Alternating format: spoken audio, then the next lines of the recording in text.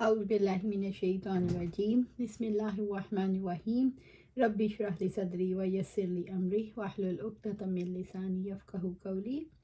ارض مقدس یا کسی اور متبرک مقام میں دفن ہونے کی آرزو کرنا۔ ابو ہریرہ رضی اللہ تعالیٰ عنہ سے روایت ہے، انہوں نے فرمایا ملک الموت کو حضرت موسیٰ علیہ السلام کے پاس بھیجا گیا۔ جو ان کے پاس آئے تو انہوں نے ایک تمانچہ رسید کیا جس سے اس کی ایک آنکھ پھوٹ گئی۔ فرشتے نے اپنے رب کے پاس جا کر عرض کیا، تو نے مجھے ایک ایسے بندے کے پاس بھیجا جو مرنا نہیں چاہتا۔ اللہ تعالیٰ نے اس کی آنکھ درست کر دی اور فرمایا کہ موسیٰ علیہ السلام کے پاس دوبارہ جا کر کہو وہ اپنا ہاتھ ایک بیل کی پیٹھ پر رکھیں۔ جتنے بھی بال ان کے ہاتھ کے نیچے آئیں گے تو ہر بال کے بدلے انہیں 1 سال کی زندگی دی جائے گی۔ اس پر حضرت موسیٰ علیہ السلام نے کہا، اے پروردگار پھر کیا ہوگا؟ اللہ تعالیٰ نے فرمایا پھر مرنا ہوگا۔ موسیٰ علیہ السلام نے کہا تو پھر ابھی آ جائے۔ انہوں نے اللہ تعالیٰ سے دعا کی انہیں ایک پتھر پھینکنے کی مقدار کے برابر ارض مقدس سے قریب کر دے۔ راوی حدیث حضرت ابو ہریرہ رضی اللہ تعالیٰ نے کہا کہ آپ صلی اللہ علیہ وسلم نے فرمایا، اگر میں وہاں ہوتا تو موسیٰ علیہ السلام کی قبر سرخ ٹیلے کے پاس راستے کے کنارے پر تمہیں دکھا دیتا۔ اس حدیث سے یہ بھی واضح بات ہوتی ہے کہ کسی مبارکہ یا بابرکت جگہ کی حرمت اور تقدیس ایمان و عمل کے بغیر نفع بخش ثابت نہیں ہوگی۔ اس کے بغیر ارض مقدس یا غیر ارض مقدس میں دفن ہونا برابر ہے۔ چنانچہ حضرت ابو درداء رضی اللہ تعالیٰ عنہ نے حضرت سلمان فارسی رضی اللہ تعالیٰ عنہ کو خط لکھا کہ آپ ہماری ارض مقدس میں آ جائیں، تو انہوں نے جواب دیا، سرزمین میں انسان کی پاکیزگی کا ذریعہ نہیں بن سکتی، لیکن نیک عمل انسان کو ضرور مقدس بنا دیتا ہے۔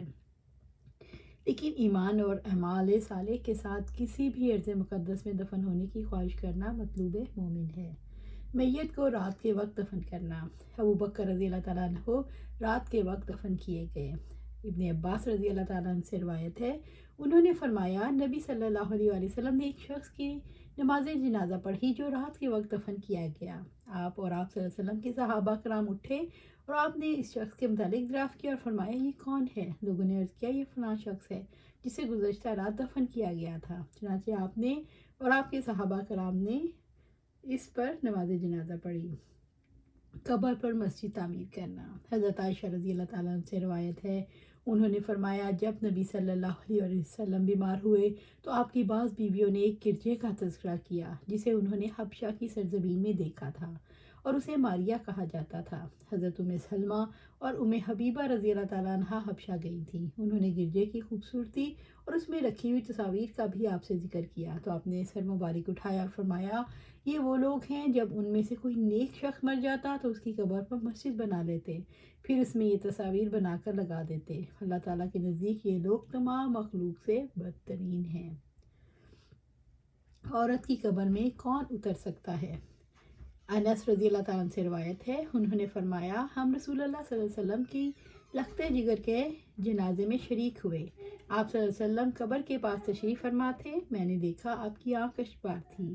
آپ نے فرمایا تم میں سے کوئی شخص ایسا ہے جو آج رات اپنی بیوی سے ہم بستر نہ ہوا ہو؟ حضرت ابو طلحہ نے فرمایا رضی اللہ تعالیٰ عنہ نے کہ میں ہوں۔ آپ نے فرمایا تم قبر میں اترو۔ چنانچہ وہ صاحبزادی کی قبر میں اترے، انہوں نے ہی لحد میں رکھ دیا۔ اللہ سبحانہ تعالیٰ سے دعا ہے جو ہم پڑھتے ہیں اس پر عمل کریں اور اللہ ہمیں اس پر ثابت قدمی دے، آمین یا رب العالمین۔